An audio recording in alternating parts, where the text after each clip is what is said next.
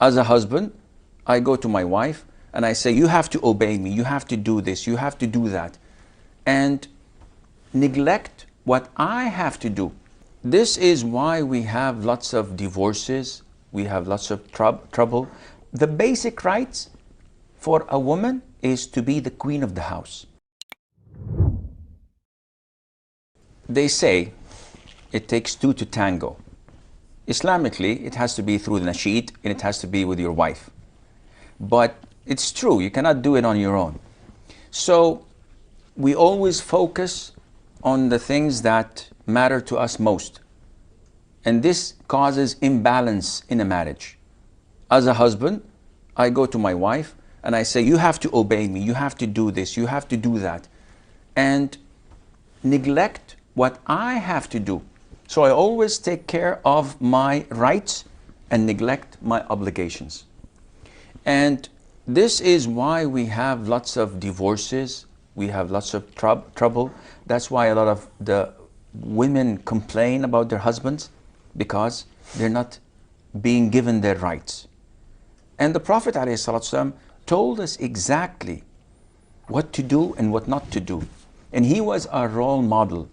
So any fair person who would go and look at how the Prophet ﷺ used to deal with his wives and follow his footsteps, he's in the clear.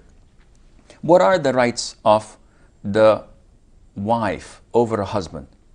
The basic rights, and this is the bare minimum, is that you feed her, is that you clothe her, is that you provide her with the shelter, is that you take care of her religious duties and protect her and preserve her from anything that can harm her.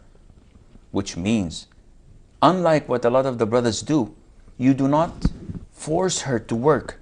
And I've seen this personally. When the husband sits back home playing with his PlayStation or Xbox, and he lives off benefits, of course, and he, from a Catholic government, he lives off the benefits and he bashes the government day and night. Oh, not just that, and he usually has Wife to work.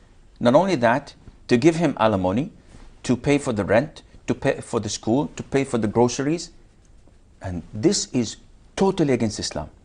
And when it comes from someone who claims to be practicing, this is an insult to the Muslims, to Islam, and to everything that we know of. So the basic rights for a woman is to be the queen of the house.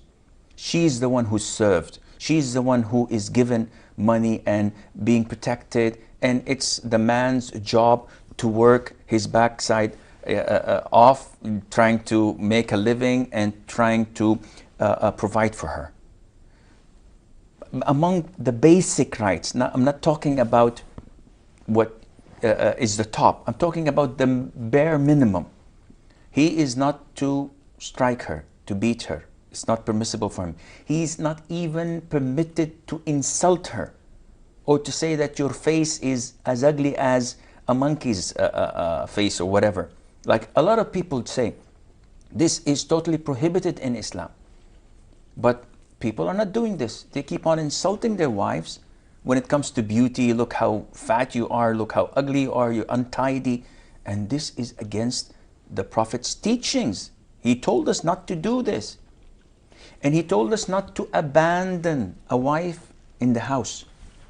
So if I'm having a fight with my wife, a disagreement, I don't like her response to me, her argument, her nagging, so I leave the house for a week. This is totally prohibited. It's not a hotel that you come whenever you wish. This is your house, this is your family. You're obliged to come and sit, even if you don't like it. Be a man, act like a man, and talk your things over. So these are the basic rights. Of course, you build up from there upwards. And you add to that kindness, generosity, courage, looking the other way, which is one of the things that the Muslims must implement in their lives if they want to have a good marriage. Not only that, if they want to have good relationship with others. It's called in Arabic at-taghaful. And it is the top of moral conduct and excellent character, which is literally looking the other way. She said something. She did something. Look the other way. Pretend you did not see it. Not because you cannot react or respond, but because you have a good character. And people make mistakes and you look the other way, pretending